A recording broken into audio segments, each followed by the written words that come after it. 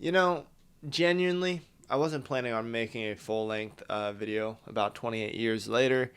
I thought maybe like a quick little post or something, but nah, I have to talk about this now. I went in with high expectations, like really high expectations. The trailers, the posters, the promotional stuff, the whole vibe, it looked phenomenal. Like they were about to complete the trilogy on a high note. 28 Days Later is iconic. It is forever ingrained in horror history. 28 Weeks Later, I think it's fire. I enjoy it. But 28 years later, like I said, all the great promotional material, despite all of that, despite how good this could have been, this movie has zero plot. None. Like, if you told me that this script was stitched together by, like, some toddlers and monkeys in a room like Lex Luthor's monkeys typing away about Superman, I'd believe you. It starts off promising. There's a family dynamic, you got some mystery around the mom, you got some emotional buildup, and I thought, okay, maybe we're working with something here. But then, just vibes, but bad vibes. Aaron Taylor Johnson. He was all over the trailers and the posters, right? He's clearly being billed as the main character to this story. But, plot twist, he's gone for like 70% of the movie. And instead, the real protagonist is his 12-year-old son, Spike. Why? I have no clue. We're suddenly supposed to empathize with this kid, but I couldn't. I really couldn't, and I tried. I did. I promise, I did. But he's annoying. It's confusing, and he himself barely makes any sense. His relationship with his dad is pretty messy. I get why there would be this tension, especially with the mom being sick and everything, but the way the movie handles it makes absolutely no sense. So Spike wants to figure out what's wrong with his mom. His mom's name is Isla.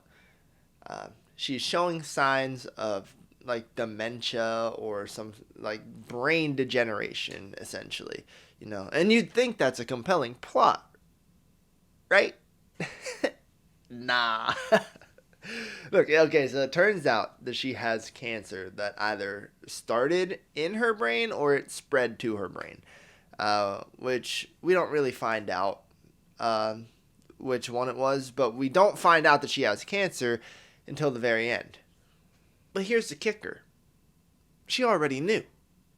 And she didn't want to tell Spike because she didn't want him to worry, And that's perfectly logical. And with that, we can conclude that that probably means his dad also knew that Isla, his mom, had cancer, and they both agreed not to tell Spike. But when Spike finds out, instead of connecting the dots like any emotionally functional person may do, and, especially like a 12-year-old might, and I mean might, but he's old enough. He left the village and his dad at the end of the movie. But I'm getting ahead of myself here. Okay. So when Spike pressures his dad in the kitchen and he claims that dad wants Isla to die, Aaron Taylor Johnson slaps him, uncalled for. I know. But he runs upstairs.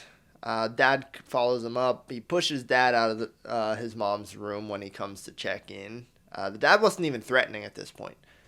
And then he threatens his dad with a knife. Like, sir, calm the fuck down here. So then after this, he steals his sick mom and runs away to a journey of like probably hundreds of kilometers, looking for some mythical doctor because some old man on this island that they live on told him a story. And this is after the dad explicitly told him that this doctor is crazy. Like, he was sitting there organizing corpses in lines, like from what Aaron Taylor Johnson saw. But what does this dumbass kid do? He goes looking for him anyways. Look, if I'm 12 years old and somebody told me what his dad told him, I'm turning around and I'm never looking for this doctor ever. But no, of course, because, the plot has to happen. So Spike finds the doctor and surprise, he's not a psycho. He's just weird. And of course, he can't help the mom. There's no cure. There's no miracle. It's cancer. We still can't cure it. So, of course, an apocalyptic doctor isn't going to be able to. So he assists her in dying peacefully while sedating Spike.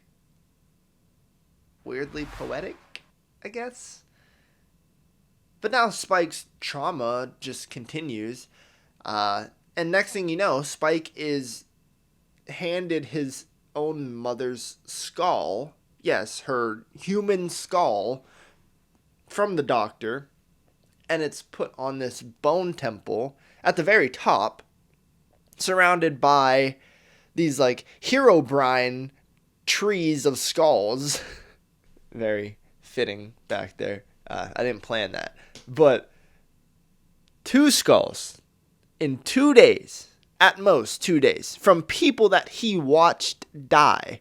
But remember, earlier in this movie, this kid was puking and passing out at the idea of even harming an infected. What is this growth arc? There is none. It's non-existent.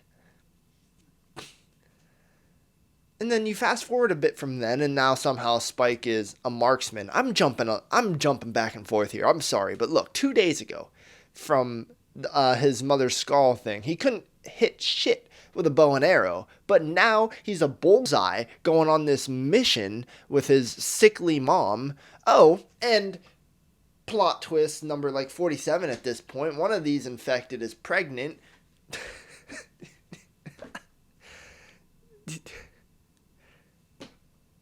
Yeah. Apparently infected people can have babies. But, of course, the baby itself is not infected because, of course, not. And Isla, she helps deliver the baby. Okay, I keep jumping around. I'm sorry. But, so back to the very end of the movie. After running away from his dad and the village, and now he's on his own for 28 days. Ha! Bam! Out of nowhere, the Power Rangers show up to save Spike. It's this whole crew of badass survivors led by this blonde gangster who's got an upside down cross. And guess what? At the very start, there's a cold open, and it's a grown-up version of this random kid from the cold open. That cold open that you probably forgot about 90 minutes ago because this movie gives you no reason to remember anything. And then they're teasing a sequel. They leave it there on a cliffhanger, like this is Dune, part 3 or some shit. And I also found out that there's gonna be a part 3. There's a part 2 and a part 3 to 28 years later. I'm sorry. This shit sucked. I did not like this movie. And it's such a letdown. It's a disappointment. There's no goddamn plot. There's none, okay? The characters are uninteresting. The choices make 0 sense. The editing is weird. Really weird. Early on, it feels like a video game cutscene, which is literal cutscene, like CGI, like I'm not even joking. It feels like a video game.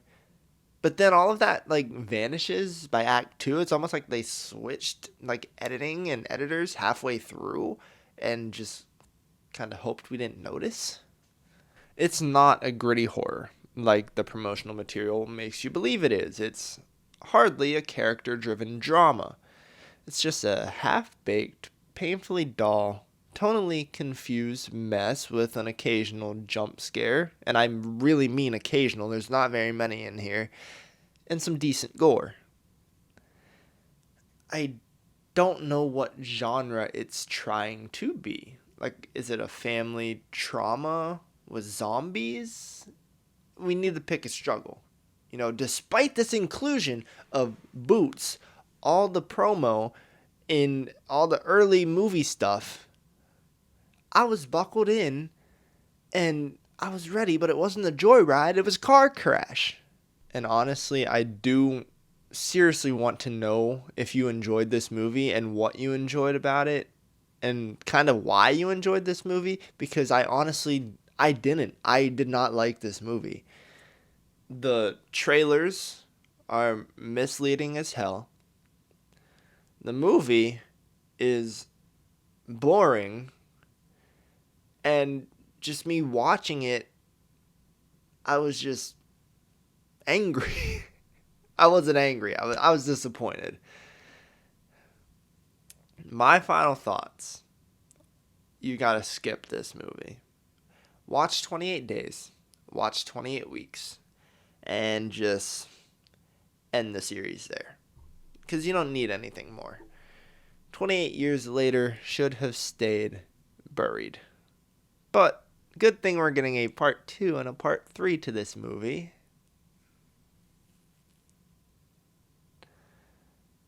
Like I said, please let me know what you thought in the comments below. From what I've seen, me disliking this movie is a hot take. So I'm genuinely curious why y'all enjoy it. I mean, if it's a fun movie, it's a fun movie, and that's it, you know. I personally didn't have too much fun. I just went in expecting more, and I don't know, like I'm not expecting like a whole plot from 28, this whole trilogy, you know. I'm not expecting this gritty, I'm not expecting this Oscar-winning performance from 28 years later. Hiccups, oh my gosh. To me, it's just a major shift in the trilogy. And I expected it to be a lot more gritty, like I said, from all the promotional stuff. But I'm going to stop repeating myself. Let me know what you thought. And with all that being said, if you made it this far and you still have not subscribed, why not? You're already here. Thank you all so much for being here. If you did enjoy the video, please leave it a like because it really does help out the channel so much. And I will see you all in the next one. Hey. Peace.